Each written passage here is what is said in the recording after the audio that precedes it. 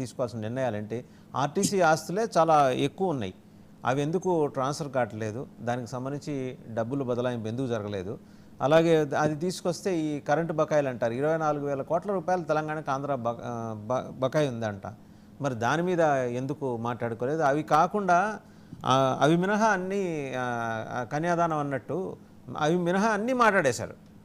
ముఖ్యమైనవే కదా, పైసలతో కూడుకున్న వ్యవహారాలు రావాల్సినవి. షెడ్యూల్ 9 and 10లో ఇంపార్టెంట్ అంశాలు. అంటే ఓకే, మీరు అనొచ్చు ఒక శుభారంభం అయింది, ఇద్దరు సుహృద్భావ వాతావరణంలో కూర్చొని మాట్లాడారు, మేము కూడా వెల్కమ్ చేస్తాం, అందరూ వెల్కమ్ చేస్తారు దాన్ని. కానీ కీలకమైనవి ఆంధ్ర లెక్క ఏంటి, 52-48, 52% రావాలి కదా. అప్పుల్లో కురిగిపోయింది 13 లక్షల కోట్లు ఆంధ్రప్రదేశ్ ఇవాళ. అక్కడి నుంచి 4 రూపాయలు వస్తే మళ్ళీ ఈయన రాష్ట్రాన్ని నడిపించడానికి, ఇంధనం కొనుక్కోవడానికి డబ్బులు ఉంటాయి. మరి అవి కదా మాట్లాడుకోవాల్సింది. నేనేం మాట్లాడారు సార్? అస్సాన్ గారు, మొదట మీకు 99 ప్రశ్నలకి, అలాగే బీజేపీ నేత రవికుమార్కి, జనసేన నేత రజనీ గారికి, వైసీపీ నేత గారికి నమస్కారాలు. నిన్న ఇద్దరు ముఖ్యమంత్రుల సమావేశంలో ఒక సుపరిణామం అనేది మీరే చెప్పారు. అయితే ఒక్కసారి సిట్టింగ్ లోనే అన్ని సమస్యలు పరిష్కారం కావు, చాలా జటిలమైన సమస్యలు ఉన్నాయి. రెండు ప్రాంతాల భావోద్వేగాలు రెచ్చగొట్టాలనే ఉద్దేశం మాకు లేదు. ప్రధానంగా ఏదైతే 9 and 3 షెడ్యూల్లో ఉన్న అంశాలపైన, ఆర్థిక లావాదేవీలపైన, అలాగే కార్పొరేషన్ ఆస్తులకు సంబంధించి ఒక అభిప్రాయానికి అయితే వచ్చేసారు. అయితే బయట చెప్పకపోయిండొచ్చు, ఒక అభిప్రాయానికి వచ్చేసారు. వచ్చేసిన తర్వాత అధికారులతో, సిఎస్లతో కూడిన అధికార కమిటీ ఒకటి, అంటే వాస్తవ లెక్కలు కొన్ని రావాలి. జగన్మోహన్ రెడ్డి గారు అక్కడున్న ఆస్తులు ఏవి తక్కన పెట్టి అప్పులు తెచ్చాడో తెలియదు, వీటిపైన కొంత ఎంక్వైరీ కావాలి, సమగ్ర సమాచారం కావాలి. ఇంకా అలా కాకుండా నీటి సమస్యల పైన, ఉద్యోగ సమస్యల పైన షిల్లాబెడ్డి కమిటీ టోటల్ గా అధికారుల్ని, మంత్రుల మండలి 2 సమావేశం జరపమని చెప్పారు. సో మెయిన్ అంశాలు ఏవైతే ఉన్నాయో వాటిపైన అయితే ఒక అవగాహన వచ్చేసి ప్రాసెస్ చేయమని చెప్పి అధికారులకి ఆ నిర్ణయం ఇచ్చేశారు. కాకపోతే కొంత టైం పడుతుంది, యాజ్ పర్ సిస్టమ్ ఉంటుంది కాబట్టి. అలాగే కేంద్ర ప్రభుత్వ ఆమోదాలతో పొందాల్సిన కొన్ని అంశాలు కూడా ఉన్నాయి, వాళ్ళ దృష్టికి తీసుకెళ్లాలని ఇద్దరు ముఖ్యమంత్రులు ఢిల్లీ వెళ్ళాలని కూడా అంటున్నారు. ఇవన్నీ కూడా వేగవంతమైంది.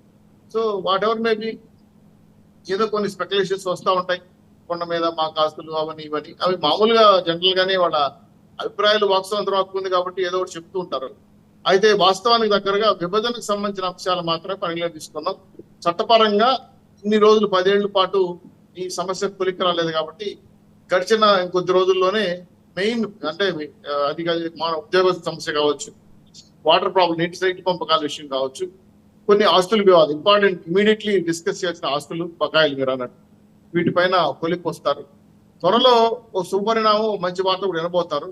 నిన్ననే 5 గ్రామాలకు సంబంధించిన విషయం పైన కూడా వాళ్ళిద్దరూ అవగాహన ఇచ్చి కేంద్రానికి లేఖ రాయాలని సూచనాప్రాయంగా అంగీకరించారు. ఇవన్నీ కూడా 2 తెలుగు రాష్ట్రాలు అన్నదమ్ములతో సమానం, విడిపోయిన ఆస్తులు పంచుకున్న కలిసి ఉన్నారు కాబట్టి ఎవరు బాధ పెట్టకూడదు, వాళ్ళ భావోద్వేగాలు వీళ్ళ భావోద్వేగాలకి నష్టం కలిగించకూడదు అనే పైన మంచి వాతావరణం జరిగింది. దీన్ని అందరూ ఆహ్వానిస్తున్నారు, స్వాగతిస్తున్నారు. చాలా మంది మీడియా వాళ్ళు కూడా సూచనలు సలహా కూడా చేస్తున్నారు. ఇక్కడ ఉన్న విషయం ఏంటంటే, బాధ కలిగించే అంశం ఏంటంటే, కొంత ఈ ప్రాంతంలో కాకపోయినా తెలంగాణలో మీరు అన్నట్టు అనేక వార్తలు, కోర్టులు ఇవ్వాలని, అలాగే ఏదో వాళ్ళ ఆశలని చాలా, అంటే చెప్పలేక 972 చదరపు కిలోమీటర్ల తీర ప్రాంతంలో కూడా భాగం కావాలి. బందరు, అదే మచిలీపట్నం, కృష్ణపట్నం, గంగవరం పోర్టులో కూడా వాటా కావాలి. అలాగే అంటే ఒక నేవల్ హౌస్ మర్చిపోయినట్టున్నారు, అది అడగలేదు. Eastern naval command head quarters అక్కడే ఉంది, వైజాగ్లో, అది అడగలేదు. అక్కడే మనం ఘాజీ కూల్చేసాం, పాకిస్తాన్ జలాంతర్గామి, అది కూడా కావాలి. ఇలాంటివి ఏం అడగలా, మర్చిపోయినట్టున్నారు హడావిడిలో, అడగలేదు అది. సరే, ఇవన్నీ కూడా విభజన అంశాలలో లేని అంశాలు, ఏదో స్పెక్యులేషన్ చెప్తుంటారు. అటనే తెలంగాణలో సైబరాబాద్ లో మాకు వాటా ఇవ్వండి, హైదరాబాద్ లో మాకు వాటా ఇవ్వండి, సింగరేణి గనుల్లో మాకు వాటా ఇవ్వండి, భద్రాద్రి యాదాద్రిలో, ఇవన్నీ గొంతెమ్మ కోరికలు అంటారు. ఇవన్నీ కూడా కరెక్ట్ కాదు సార్. ఎందుకంటే ఆ రోజు ఆర్డినెన్స్ 2 రాష్ట్రాలు విడిపోయే ముందు ఏదైతే విభజన అంశాలు పొందుపరిచారో వాటిపైన న్యాయబద్ధంగా మాట్లాడి 2 ప్రభుత్వాలు, అంటే పార్టీలు కాదు, 2 రాష్ట్ర ప్రభుత్వాల ముఖ్యమంత్రులు కూర్చున్న చర్చల్లో కూర్చోబోతున్న సిఎస్ అధికారులతోనూ మంత్రి మండలితోనూ డిస్కస్ అంశాలు ఏంటంటే, చౌదరి గారు ఇటువైపు నుంచి సంయమనం పాటించారు, ఇటువైపు నుంచి అటు మంత్రులు మాట్లాడటం వల్ల అనుమానాలు వచ్చినాయి. లేకపోతే మామూలుగా పార్టీ కార్యకర్తలు, నాయకులు మాట్లాడితే పెద్దగా పట్టించుకునేవాళ్ళు కాదు. తెలంగాణ మంత్రులు మాట్లాడారు. మాట్లాడారంటే వాళ్ళకి చెప్తానండి. ఇన్పుట్స్ కొండా సురేఖ లీడ్స్ గారు అదే కొండా సురేఖ గారు తుమ్మల ఇంకోరెవరో నాగేశ్వరరావు గారు మాట్లాడారు. మాట్లాడారు, లీడ్స్ లేకుండా మాట్లాడరు కదా, వాళ్ళకి ఏవో ఉంటాయి కదా, ఇన్ఫర్మేషన్ లేకుండా మాట్లాడరు కదా.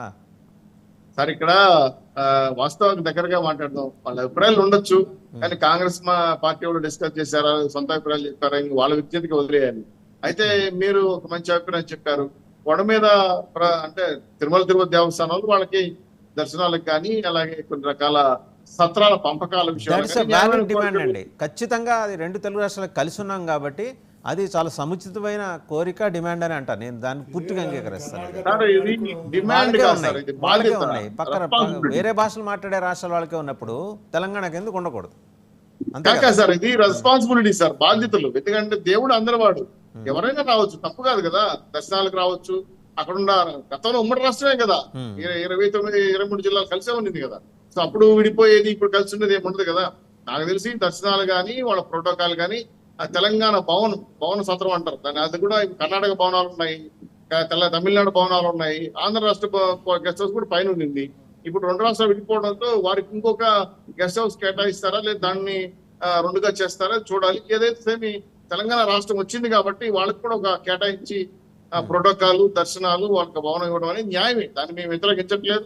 దాని మీద కోరికలు కూడా మాకేమి లేవు. కాకపోతే ఇంకొంచెం ముందుకెళ్ళి కొండలో 41% వాటా ఇవ్వండి, అడ్మినిస్ట్రేషన్ లో వాటా ఇవ్వండి అంటే అవి ఇంకా వివాదాస్పద అంశాలు అవుతాయి కాబట్టి దాని జోలికి వెళ్ళదలుచుకోలేదు. దేవుడి విషయం కాబట్టి ప్రతి ఒక్కరు సెంటిమెంటల్ గా ఫీల్ అవుతారు కాబట్టి చేసుకోవాలి. అయితే ప్రభుత్వాలు ప్రభుత్వాలు బాగుపరచుకోవడం కోసం ఆంధ్ర రాష్ట్రాన్ని కిల్ చేసి చంపేసి రైల్వే స్టేషన్ నాశనం చేసేసి పూర్తిగా తెలంగాణలో వాళ్ళ ఆస్తులు కాపాడుకోవడానికి కేసీఆర్ తో అంటగాగారు. అవన్నీ కూడా వాళ్ళ పంతాలు అనిపించారు, కానీ అవన్నీ కూడా ఇప్పుడు ముందుకు తీసుకొచ్చి మాట్లాడుకోవాల్సిన అవసరం లేదు. కాబట్టి రాష్ట్ర ప్రభుత్వ ప్రయోజనాల దృష్ట్యా రెండు రాష్ట్ర ముఖ్యమంత్రులు తక్షణమే తీసుకోవాల్సిన నిర్ణయాలపైన ఒక అవగాహనకి అయితే వచ్చేసారు నర్మగర్భంగా. కాబట్టి అధికారికంగా సిఎస్లు వాళ్ళు డిస్కస్ చేసిన తర్వాత పత్ర రూపంలోకి రావాలి. సో ఈ ప్రాసెస్ లో ఉంది కాబట్టి వెంటనే నిర్ణయాలు చెప్పడం కూడా సమంజసం కాదు.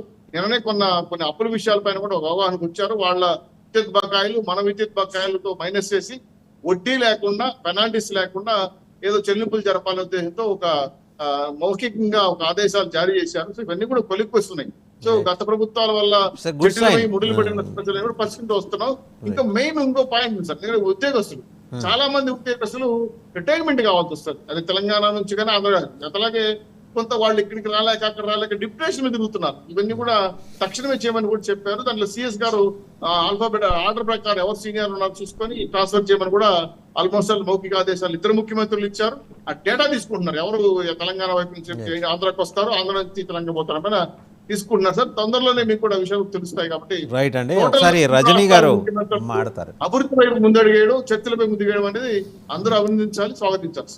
రజనీ గారు జనసేన అధికార ప్రతినిధి, వారు హైకోర్టు న్యాయవాది కూడా. సో లీగల్గా ఎలాంటి అంశాలు ఇబ్బంది పెట్టచ్చండి రజనీ గారు? అంటే నిజంగా నిన్న జరిగింది, it's a very good move. రెండు రాష్ట్రాల ముఖ్యమంత్రులు కూడా చాలా పాజిటివ్